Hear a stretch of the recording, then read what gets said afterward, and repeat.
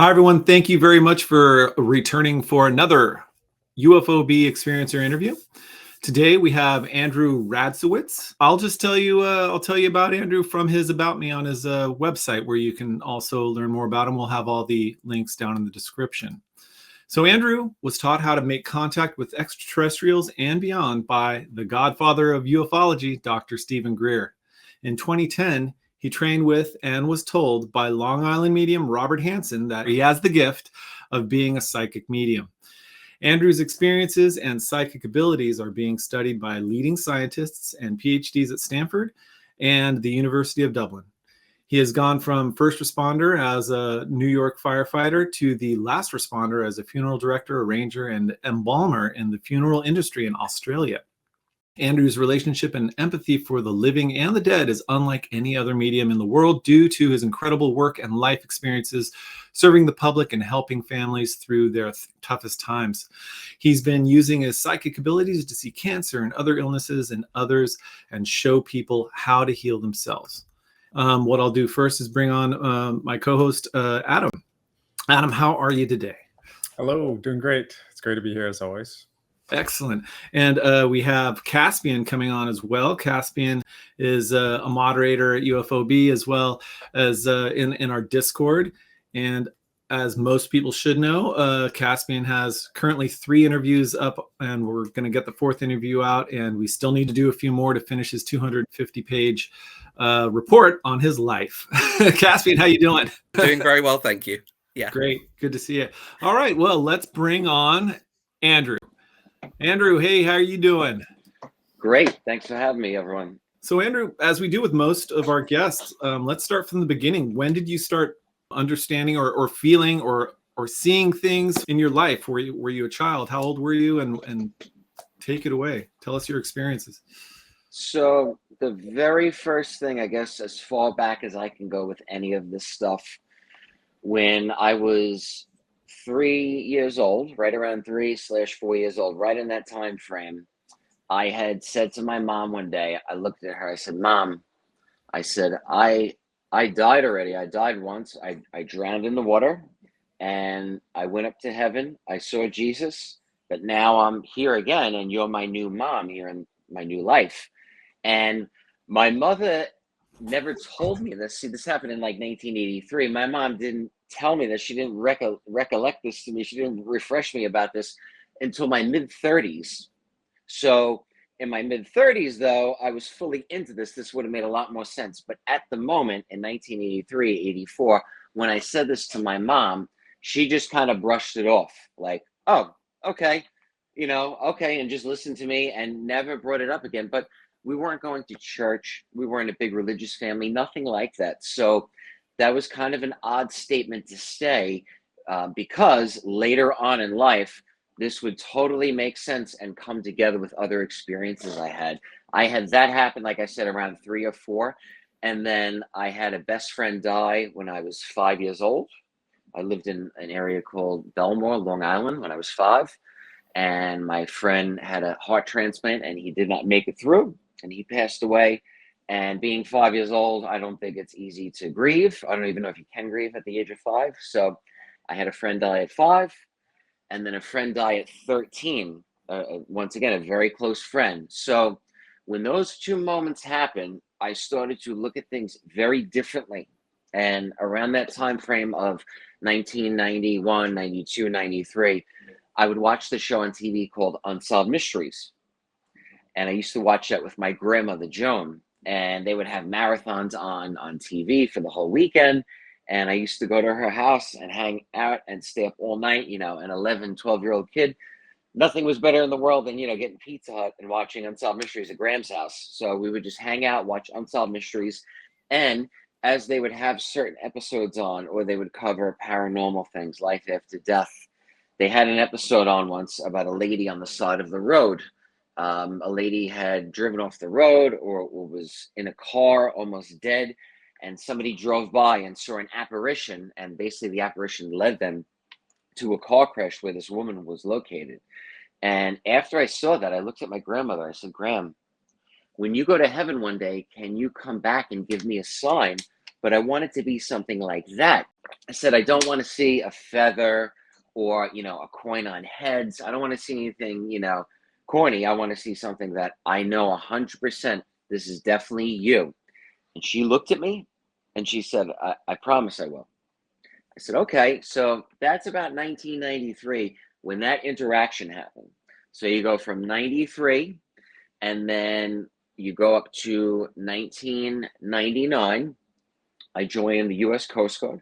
I'm stationed in St. Petersburg, Florida. I'm down on the Coast Guard Cutter Durable, which is a medium endurance cutter. So it's 210 feet long. The crew on board is 70 men, 2 females. We would go out and do the Gulf of Mexico, the Caribbean. Those were our patrol areas, mainly drug interdiction, migrant interdiction, and, anything that would happen out at sea or anything that we would interact with, we would engage or we would do whatever we had to do. So, for example, my job was to be part of the deck force. So I would drive the boat when we were out at sea, and then we would do repairs and maintenance on the boat. And we would also do perimeter scans at night on top of the boat. So this one night, it is the dead of summer. It's hot out. It's warm. You're out at sea. You're in the middle of nowhere. All you see is the ocean. I was somewhere in the Gulf of Mexico. Now, exactly where I was, I can't say, because when you go on a mission in the military, you can't reveal where you were. You're not supposed to anyway, at least the mission we went on. So I can't say exactly where I was, but I was somewhere in that area. So I'm in that area, and we're doing drug interdiction. We're trying to intercept drugs that are sneaking into the country. So people would have these little boats, and they would jack up the engines, put twin engines on, stuff all these drugs and stuff some migrants in, and they would try to race them into the country, because if they got from Cuba to the shore in Miami, they had a dry foot policy. So basically, if you could get on land, you could stay.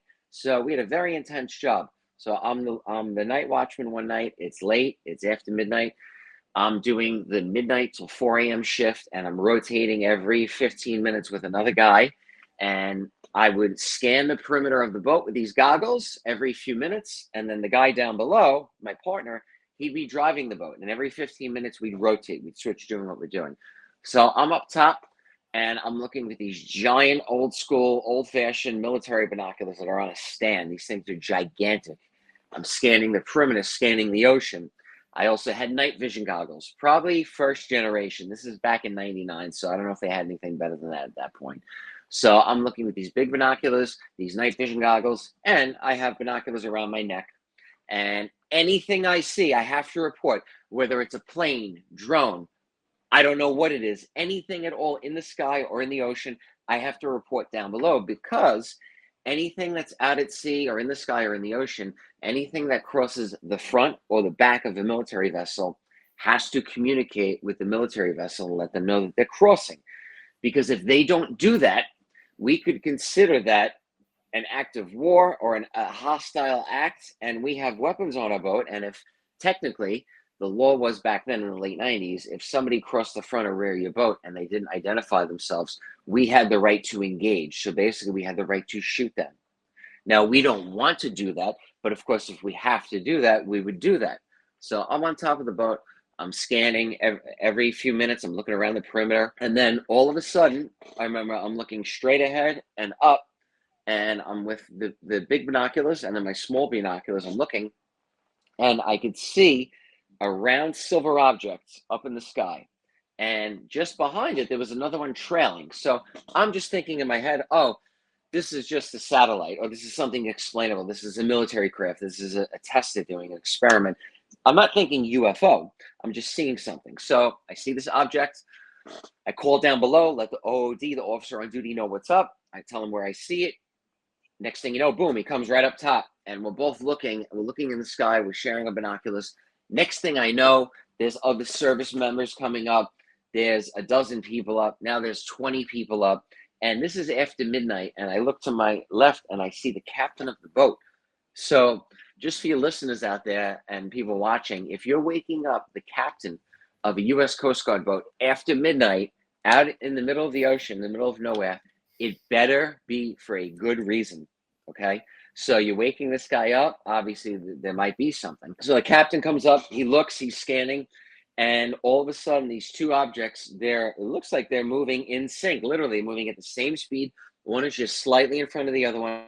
They're the shape of a basketball, but they're gigantic. I mean, if they're actually close to me, they would be enormous. They're moving, they're going like in a formation, one slightly in front of the other one and up. So it's slightly like jagged, okay? It's not directly in line. They're moving, and possibly about 10, 15 minutes later, it's hard to tell the exact time, okay? Because I was so fixated on what I was seeing in the sky. All of a sudden, the two objects are moving and they come together. And when they come together, boom, they don't shoot off in any direction. They're there and they just gone, like they evaporated. No trail, no sound. They didn't identify themselves. Nothing happened. That the two objects came together and boom, they're gone. And I looked at the guy next to me and said, "What the heck was that, bro?" And he's like, "I don't know." So I'm all jacked up. I'm all excited after seeing this. I don't know what it is, but it's nothing we could identify because the radar man told me, he said, "Raz, there's nothing on our radar." Now, everything's supposed to pretty much get picked up on radar. So that's very strange, whatever this thing was. So the next morning at 10 o'clock in the morning, so I got off at 4 a.m. So from 4 to 10 a.m., I couldn't sleep. I was so excited. I wanted to share with everyone what I saw and to see, did anyone else see anything? Has anyone else seen anything? You know, do we see these things normally? This is my first experience seeing something that massive, that big, that clear right there. So at 10 o'clock, we have roll call, and no one says anything about it. We're not debriefed. We're not, nothing is said at all about this. And I had no idea why nothing was said about this. So I just keep my mouth shut. Now, I wasn't brought in a room. I wasn't visited by the men in black. I didn't have anyone tell me you can't say this. So that is why I am talking about this. If I was told to not talk about this, I wouldn't talk about this. So I can talk about this. So I did that. And then I come back to America. And in 2001, I hear of Dr. Stephen Greer. I saw a presentation of his in May 2001 at the National Press Club in Washington, D.C., where he claimed that he had over like 800 military witnesses that were involved with the cover-up and the reality of the UFO phenomena. So being that I had seen some UFOs, I said, I need to meet this guy. I need to find out what's going on. I want to meet other service members. I don't know about this doctor. Maybe he's crazy. Maybe he's just blowing smoke. But I want to meet the other people in the military. You know, maybe they're credible people. So I wait till 2006. I fly out to the desert in California. At that point, I became a New York City firefighter April 11th, 2006. So in 2011, I fly out to meet Dr. Stephen Greer. And this is a big deal because just before Dr. Greer and me and my partner went out to go see Dr. Greer, just before that happened, that we actually went there, my grandmother passed away. So my grandmother passes away. She had skin cancer on the outside of her face. Now, I'm not thinking about what I said to her and about the pact we made that basically she promised she would come through. I'm not even thinking that. I'm just grieving. I'm so upset. I'm a mess after Graham died. It was just horrible, man. She went through a real tough time at the end, and I did everything I could to help her and take care of her. I did whatever was possible to spend every minute with her. She was amazing. She still is my guardian angel. And she was in a bad space when she died, but now she's on the other side. And I went to a priest. I went to a therapist. I talked to friends, family. Where is Graham? What's going on? I'm trying to get answers. I'm trying to get some sort of closure because I want to know for sure that my grandmother is not still sick and suffering like she was when she was alive before she died. So I take my mom out one night to a restaurant for dinner, okay? This is just after Graham died. This is a few weeks after, okay? And this is just before I met Greer. Go out to a restaurant. Mom was sitting in this restaurant. A guy walks in with a leather jacket and long hair, earrings, comes up to me and my mom and says, "Someone in your family just died. They had cancer on the outside of their face and it spread." I look at the guy, go, "Yeah." And he goes, "My name's Robert Hansen. I'm a psychic. I'm doing a reading here, a dinner reading." I go, "Oh, yeah, cool. You know, so no problem." And he says to me, he goes, "Which one of you or your mom, who was born on Easter Sunday?" My mom was born on Easter Sunday in 1954. There's no way that this random guy who I never met in my life could have known that. So he had my attention crystal clear. So I listened to what he said. Everything made sense. I leave the reading. It was great. I fly out to the desert in California. Right after, I meet Greer. and flying out to the desert in California. I had not done any CE5 before. For people listening, CE5 is Close Encounter of the Fifth Kind. That's human-initiated contact with UFOs, extraterrestrials, and beyond. And Dr. Greer claimed that he could teach you CE5, and that with the protocols he gives you, that you could come back home and apply these protocols and make contact whenever you want. As long as the ETs and UFOs are available, they'll appear. I go, well, I don't know about that, but let's see. You know, at the time, I'm a New York City firefighter, and my partner was a cop in Long Island, New York. So we were decently trained observers, okay? And we hear a lot of bullshit, a lot of nonsense, sorry, where we work and the things we go through.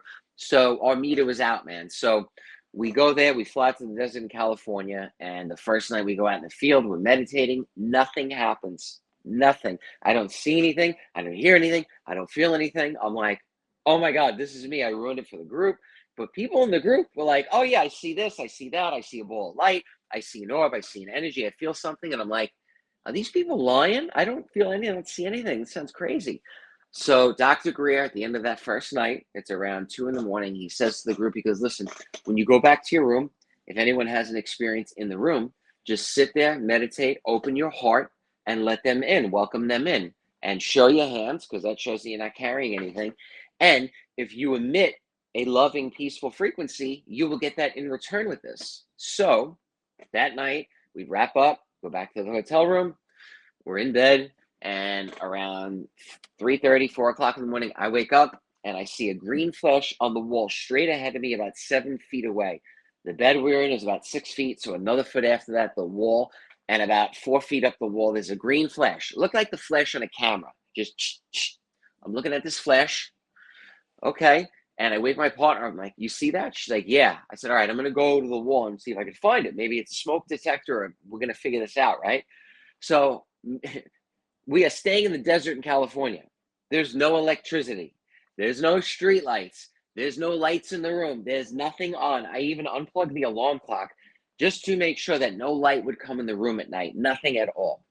So she wakes up, she sees it. I get up, I go to the wall, I put my hand on the wall to find this thing. Now it's gone.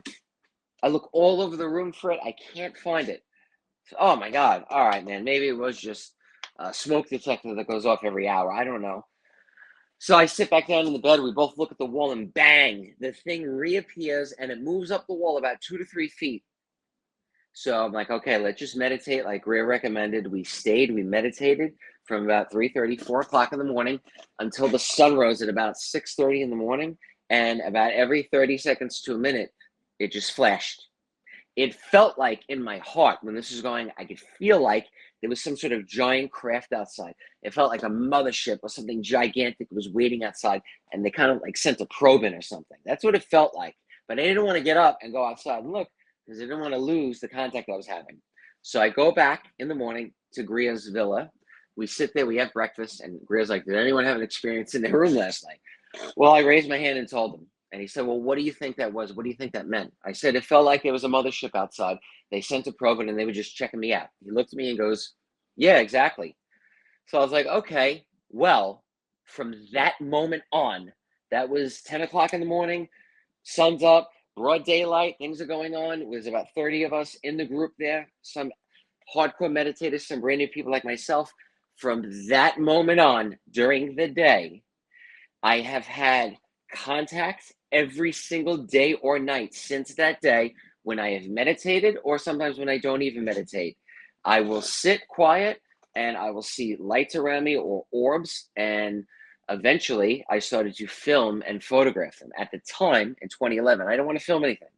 I didn't want anything to do with footage or UFOs or anything. I don't want to be fighting with people online about that's an orb, that's a blob, that's backscatter. I didn't even want to get into that, because the truth of this phenomenon, what really goes on, is beyond any sort of picture that you could take with an iPhone. It doesn't do justice, even the best equipment out there. The experience that you encounter and engage with when you're present and an ET or a craft or a being or an entity or an energy is around, it's speechless. I can't even put it into words. It is like being a kid on Christmas morning. It's like seeing my grandmother reappear right now and reawaken from the dead. It is incredible, the connection that I've had over the years, but it didn't start like that. At first, I was very skeptical, okay? I had contact. I was doing it with Dr. Greer at his group. We were making contact there, and one person showed up in the group and spent a few days with us, a guy by the name Thomas Jane.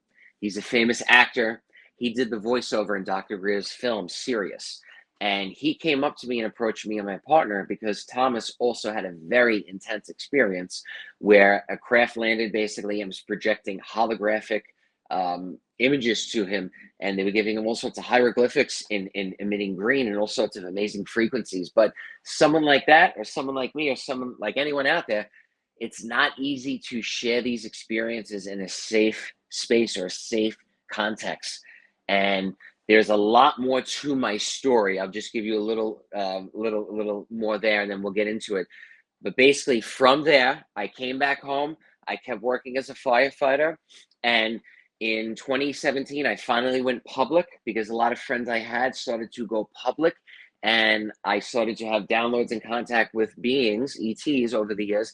And I knew it was time now to take this on full time and fully submerge myself in this. So I went on YouTube. I did an interview with a guy named Michael Harrell, and he has an amazing channel called Love Lessons, Love Language of the Lesson, something like that. But look up Michael Harrell. I don't even think the channel's up anymore, but he had this channel. I have it saved on my YouTube page though. And while he was interviewing me, he said, "Andrew, you're turning blue." I go, "What?" He goes, "Turn the camera around."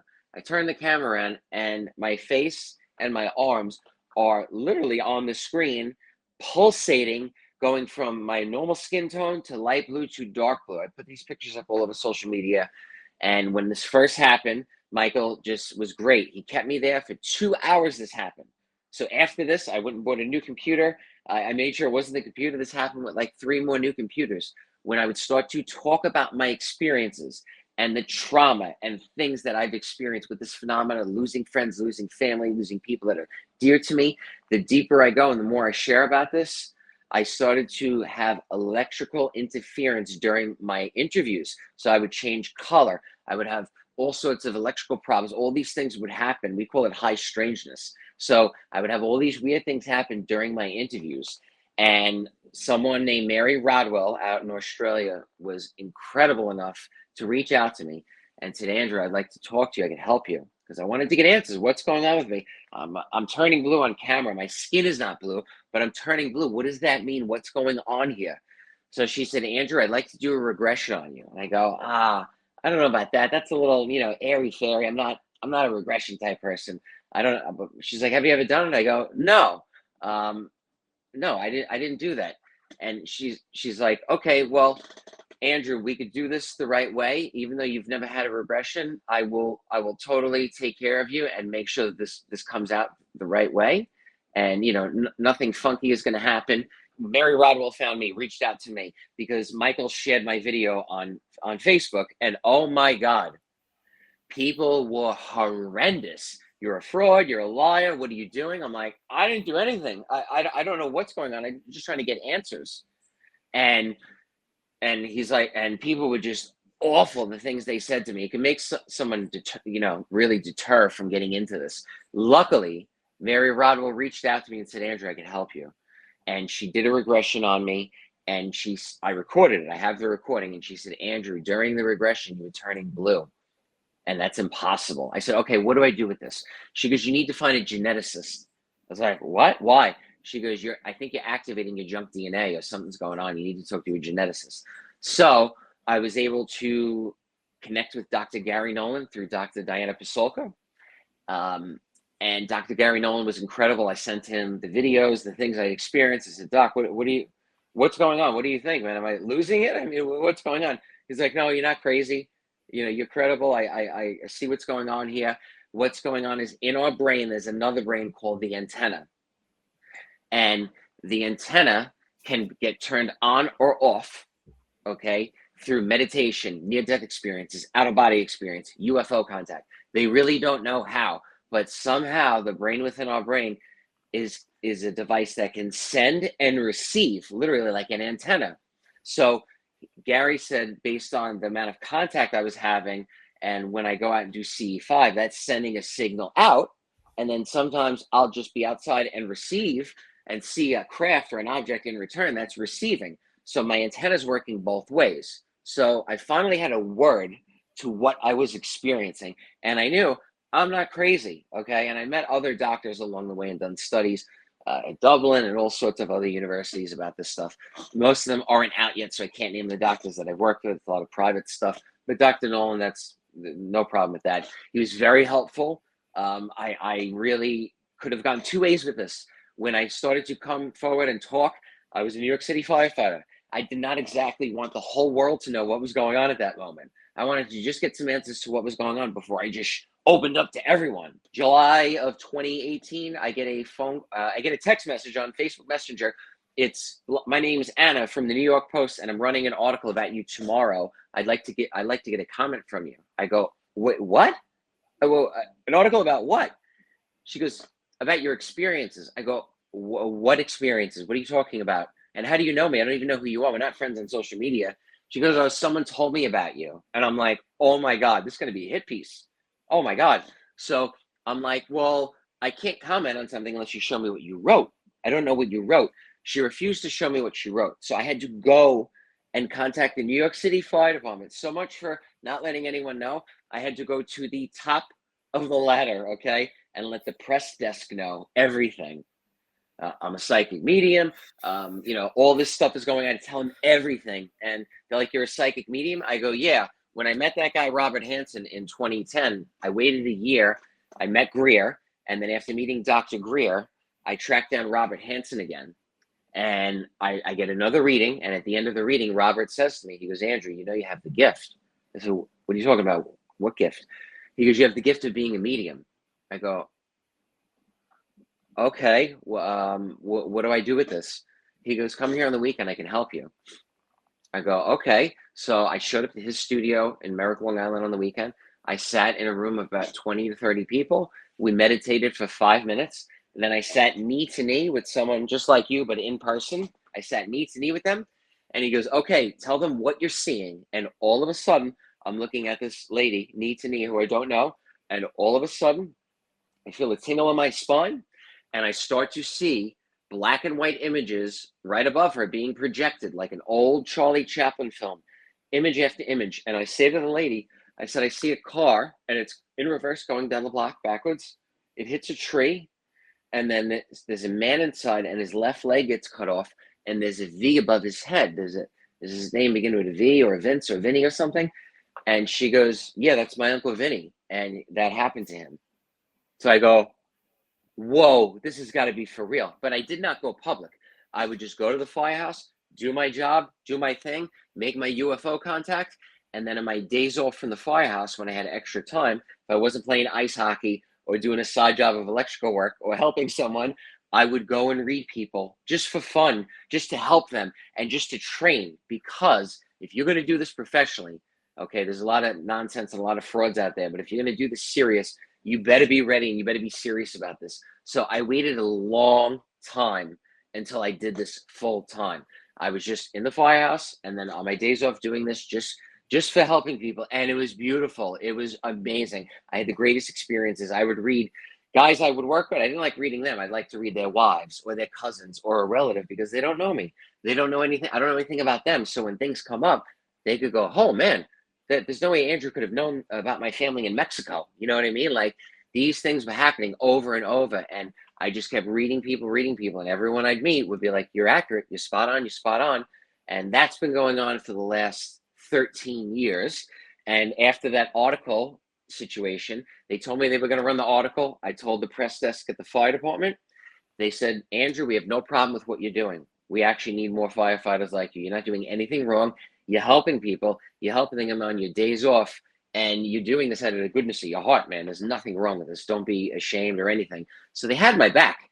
So 2 weeks later, bang, the article runs. Now, in the meantime of this, I met Mary Rodwell. Mary Rodwell's in Australia. I go, Mary, I want to meet you in person. I need to see you in person. I don't know why, but I have to come there in person. So in the middle of before this happened with the article, okay, I didn't know about the article yet. I come to Australia. I take a trip here for a month. I come here and I get a Facebook friend request from a girl named Jess. Okay, who's this? She lives in Melbourne. So I go, hey, yeah, I accepted. I go, oh, you have a mutual friend on Facebook of mine. Only one. We only have one mutual friend. Our mutual friend is Mary Rodwell. That lady is like an aunt to me. You know what I mean? I'm like, okay, this is weird. I go, I'm actually coming to Australia. Would you want to meet up? I mean, I'm single. The girl was single. You know, why not, man? So she goes, yeah, sure. And now that is my wife of, 5 years. So that is how life happens. Well, this sounds like synchronicity, not just a coincidence, right? Mm-hmm. So with that, I come out and I meet her. We hit it off right away, and I knew what sealed it was. We met, and before I met her, I'm at Mary's, and she goes, "Why did you come all the way to Australia?" I go, "I don't know." She looks at me and she goes, "Andrew, you have hybrid children on the craft, okay?" No one's ever said this to me, but it's coming from Mary. I just listen. She goes, "You have hybrid children on the craft, and you're going to meet them. They're showing you on the surface the craft, but they're going to get deeper. They're going to give you a more face-to-face, encounter, and you're going to meet them eventually, and you're going to meet the woman that they're taking the eggs from and co-creating to have these hybrid kids with." So I was like, I don't know who she's talking about, but whatever, right? Okay, this sounds nuts. I can't tell anyone this. So I leave Mary's. I drive 8 hours. I pick Jess up. We go out. We're outside at night on the water in this beautiful, beautiful area in Byron Bay, Australia. Look it up. It's amazing. It's like heaven. We're sitting there, and we see a blue craft, a blue light in the sky, illuminated. We both see it. And I tell her, I'm going to the bathroom. I'll be right back. I run inside into the house we're at in the bathroom, and there's a window. And I go, okay, if this is the craft with my hybrid kids on it, and this is the woman that is the mother of these hybrid children, I want that craft to bilocate. So stay where you are, and I also want you to come and appear outside my window right now. Okay? And bang, the craft appears. I go back outside. I sit next to Jess. I don't tell her. I just said to her, I go, "Are you getting any downloads, any info from the craft, the blue craft?" She goes, "Yeah, they're telling me that we have hybrid children." Now, we never spoke about what I spoke about with Mary. Not at all. So I was like, there's no way, man. So people say, oh, they don't know if they believe that or whatever. I go, well, I can tell you this much. I am married to this woman now happily for 5 years. We have a beautiful daughter, 4-year-old daughter. We have a wonderful life. Life can happen. Things can happen. It is because of the UFO phenomena that happened. Could I also want to confirm, when you asked the craft to bilocate, was that mind or vocally? So when I was sitting next to Jess, and then I went into the bathroom, and in my mind I said, okay, I didn't want to say it out loud because I said, I don't want her to hear me by any chance. And most of the communication I have is all telepathic. No words. There's no words necessary at all. That's for somebody that's brand new doing this, if they want to vocalize something, but you don't have to say anything. Your mind is speaking. That's how it works for me. It's all telepathy. And you've been talking for a good half hour. Adam or Caspian, I'll start with Adam. Do you guys have any questions? No, I just want to hear some more. Yeah. Excellent. Yeah. How about you, Caspian? No, this has been fascinating. Actually, my one question I've got, the orbs that you were seeing, were they always the same one, the same color, same orb and everything over? No. So this time? is how it worked. Yeah. So I've seen, like, when I first met Greer, they were a little green, little tiny green, like right by me. What's wild is I'll be outside on the beach, and in the distance, I will see a glowing yellow or blue or gold or pink. I have a great C5 video with a pink ball of light, all different colors. But and then they look gigantic in the distance, but I will sit on the beach and I'll go, come closer. Sometimes I say it out loud if I'm with somebody, but in my mind's eye, I go, come closer. And I have literally looked to my right, and 6 inches from my head, there is what looks like a tic-tac, the size of a tic-tac, just floating there. Sometimes there'll be 2 of them, and I am communicating with them, and they are connected to that, or they are that, or there's some sort of connection. So they have the ability to change size and appear bigger or smaller than they are somehow. Yeah. I always figured that if not them changing size, they're able to change our perception. One of the two, or both. Yes, exactly. I know that I've seen craft in the distance, or things or objects, and I've heard this from other experiences too. In the distance, it looks like a 1-level craft. You go inside, it's 20 levels. I don't know how they they somehow, right? It could be one or the other, or something. The third thing that we have no idea that's right there. We just haven't nailed it yet. But I'm on it. I'm trying.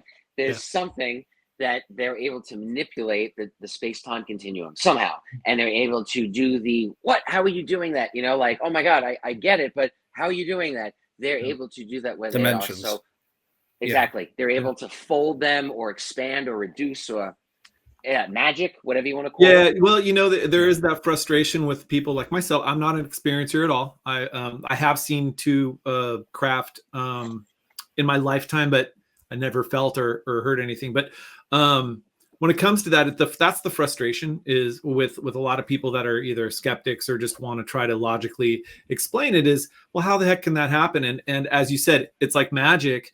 But I'm convinced, we are convinced that it's simply just a science that we have not yet found. We have not yet understood. It's a science that it's magic is basically science that we don't yet know yet, or don't yet know. But yeah. And I mean, like Adam and I say for our experiencer series, you know, UFOB, embrace the woo. And what we want to do is define the woo. And the woo is really just metaphysics, and physics is science. This is a science we don't yet understand, and people can't grasp that when you're telling them these things. But I don't want to keep talking. Please go ahead or comment on what they hear more. Yeah, and if you guys have questions as I'm talking, just fire away. Feel free, man. It's all good.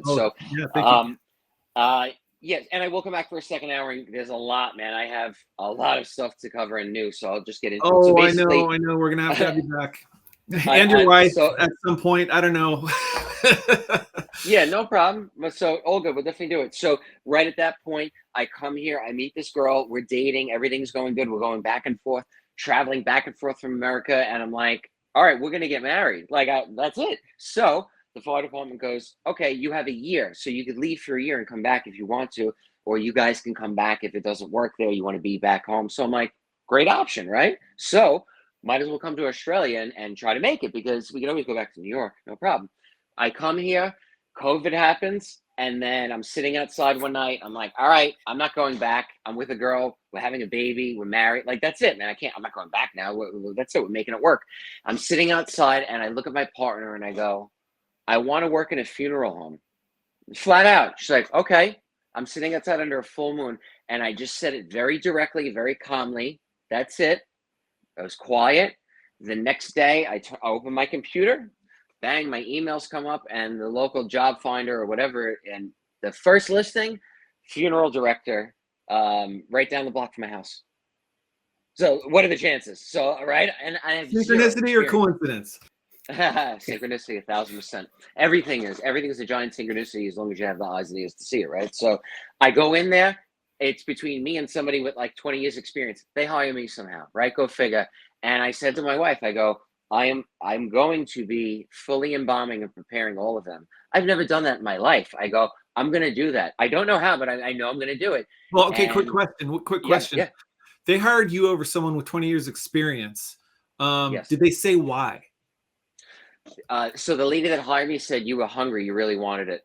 And she said that the other person just seemed like, they were not that, weren't fresh to this. And she felt that she could really groom and train me the correct way. Whereas if someone has bad habits, bad behaviors, doesn't matter that you've never done it. So I always encourage people, if you want to do something, just because you haven't done that, whatever you've done in your life before, and obviously she said you were a New York City firefighter, you could do anything. I mean, probably, right? So I'm like, I could lift coffins and whatever, but the technical side, the preparing them, the filling them with embalming fluid and putting makeup on and doing their hair and nails. I don't do hair and nails. I just don't do it. I never did it in my life. And I was doing them, and the girls I work with were like, Andrew, are you sure you're not like, into this? Like, I was like, no, I'm into this. I love this, but I'm doing it as a profession. And at this point, did they know that you were psychic as well? So synchronicity, so I get in, I'm a funeral director. So I'm doing funerals, right? Arranging, conducting, driving the hearses around, just getting familiar in the funeral home. I go, I want to work in the mortuary though. I want to prepare them. And of course, someone's like, that's impossible. The girl in there's been there for 20 years. No way. And I was like, I said to someone, I go, I could do her job. I know I can. Well, careful what you wish for. A week later, she tears her hand, her carpal tunnel, both hands done. So they go, we need you to start today. Can you go in there? I've never done it in my life. And I went in there and they were like, oh my God, I just did it. Like, I don't know how, I just did it. It was like, literally, I just channeled it out somehow. And I picked up off of the two girls I worked with, who, both the girls that were preparing the deceased, the embalmers, they're both psychic. Go figure. Shut up. No Go way. figure. Out of every funeral home in Australia and Melbourne that I could have worked at, they sent me 2-1 down the block from my house. And the girl who was my mentor and the other coworker girl, both in the mortuary, both psychic, not open in public like me. So what we would do sometimes, because they knew everything. I told them everything. And they said, Andrew, are you picking up anything off of someone when they come in? I go, yeah. So sometimes somebody would come in. They said, what are you picking up? I want to see, what can you get? I said, well, this is a true story. I said, this person's telling me that they had a blood clot just below their knee in their left calf. Okay. And that burst and it spread. And then you could check, because they send a death certificate. You look at the death certificate to see how they died. What's the manner of death? So we looked in there and it said something else. So I go, no, he's telling me there's a clot that started in his calf and spread. When you prepare somebody for a funeral, you have to open them up and put embalming fluid in. So while we opened them up, we looked, and sure enough, in his calf was that blood clot. You this saw the happened blood all clot. the time. Wow, that's wild. So he had a ton, but that's where it initially started. He had a pain in his calf, but he thought he just pulled his calf. No, he had clots in there and it burst, and I guess gave him a heart attack and he died. Or I don't know all the details, but he was literally not saying, they don't speak to me, but he was showing me. He was circling the calf. I said, he's saying something about the calf. We got to look at the calf. We got to open up the calf anyway to prepare him. That's, whenever I did something or we were doing it, it's ethical. You know what I mean? You're opening them up. You have to do that for the job. But in the meantime, somebody would come in sometimes too that maybe took their life. This is a totally different energy. Let me tell you. I was Totally just going to different energy. go ahead and tell us that. Yeah. feeling. So let me tell you this. Yeah, this is I haven't shared this much. This is powerful. It's a true story. You hear stories like that. This really happened. I come in the morning. My boss goes, Andrew, man, I got to show you something. I go, what's up? He goes, remember the guy that came in last night? A guy came in, but basically he had really bad acid burns. I don't know how, but somehow some sort of, I don't know if a battery exploded on him. I don't know what. Somehow acid burnt him to death. It was horrendous. Probably a horrendous way to die. I was getting the feeling like he was tortured. That's what I was feeling. Like this wasn't like an accident. You know what I mean? This is like done on purpose. That's what it felt like, at least. You don't know unless it's like in the paper or the family tells you and you don't ask. But psychically, being in tune with things or being an empath, right? You could feel things. So I go, this guy's not well. We need to get him out of here. He needs to go home. He doesn't want to be here. That's the feeling I'm getting. So the next day when I came in, my boss goes, Andrew, check this out. He goes, I got a call last night at 3 a.m. from the security system. Look at this. You have a giant refrigerated door in the refrigerated space, and there's probably about 20 to 30 bodies in the refrigerator at a time. That's normal. So, however, when this guy came in, this one new one with the acid burns, he's in there, and at all of a sudden, and this stuff always happens around 3 a.m. I'm telling you, man, it's the witching hour. It really is 3 a.m.-ish, 3:30, whatever. All of a sudden, you see the door. This is a massive door. It's in the closed position. It opens halfway, back close. Opens halfway, back close. Does it for an hour. Okay? Now, no alarm went off. Okay? If that happens, if somebody comes into the residence, somebody comes into the funeral home, they have to punch a code in. You can't just walk in. So if there was an alarm, we would know, oh my God, someone's in there. Someone's robbing the place.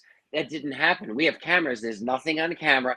That body was in there though, and we felt a very, very down, sad presence. It was very like negative, very down, very depressed, like that. And when the family came in, they relayed to us, basically he was really struggling, and just like we thought, he wasn't in a good space. He was involved with drugs or whatever, and then he transitioned, and it was not a pretty passing. While he was in there, everyone was just a little off. Everyone working was a little antsy. People outside, if you're not in the mortuary and you're not into this and you're just working in a funeral home, you probably have no clue. You probably don't know. However, some people I worked with, I'm sitting eating breakfast, some of the regular funeral directors, they said, Andrew, when you came in the morning, did you meet little Timmy? I go, What are you talking about? And in the morning when I came in, I think to myself, I think I'm hearing like footsteps up and down the hallway on the carpet and the door clinking, click, click, click, like trying to be open. But I'm like, it's probably just me, man. It's 6 a.m. I'm just tired, whatever. I'm not gonna tell anyone. That sounds crazy. I'm sitting eating breakfast with all the girls. They go, Andrew, did you meet Timmy, little Timmy? I go, no. They go, that's the ghost that runs up and down the hallway in the morning and he grabs the doorknob. I was like, oh no, I have no idea who that is, because I was brand new at the time. And I didn't want to say, oh yeah, he comes to me all the time. Because if your mental health is in question in that job, you probably shouldn't be cutting open deceased people. You know what I mean? You got to be together. So you got to just be a professional. But as time went on, oh my God, one time, a couple came in to arrange a funeral for their relative. Okay, we'll leave it at that. There's a guy and a girl I work with, right? I'm in the back. There's a guy and a girl. They're arranging the funeral for the two people, for their relative. And we're like, all right, we're going to walk you in the back where the caskets are. Everyone gets up, walk towards the back. Somebody in a suit runs across the room. We go in, we ignore it, right? Because we don't want to make the family panic, right? So we go in. Whatever ran through there, there's no door to leave. There's no one in there. There's nothing. Somebody was in a suit, ran out. And I found out later, they told me that one of the locations we had was built on an old farmland, and the farmer died on the residence. He never wanted to sell it. And they said every once in a while, he'll call out your name. I've heard my name. I've heard Andrew. And other people said in the morning, they'll hear their name. They're very subtle, very subtle. At times, we have a radio that's plugged into the wall. No battery backup, no charge, no nothing. Old school radio, plugged into the wall. I'm preparing a body in the mortuary, right? And then it's time to go home. I'm done. I unplug the radio. I'm all cleaned up, ready to go. I'm just about to walk out. The radio goes back on. So I'm like, I thought I turned the thing off, man. What the heck? I go back in. It's unplugged and it's playing. So I'm shaking it, looking for batteries. I got a screwdriver. I call my mentor. I go, hey, is there batteries in this thing? You mess with me? She goes, no, did it turn on again? I go, yeah. She goes, yeah, it's the ghost. And unfortunately, somebody we did work with later on, that worked in that mortuary took their life. So yes, when people transition, and especially when they take their life, they do linger around. And if they're attached to a specific location, that's why, like the Buddha, or you hear from religious teachers, attachment to nothing or no thing, because when you die, it's like the movie Jacob's Ladder.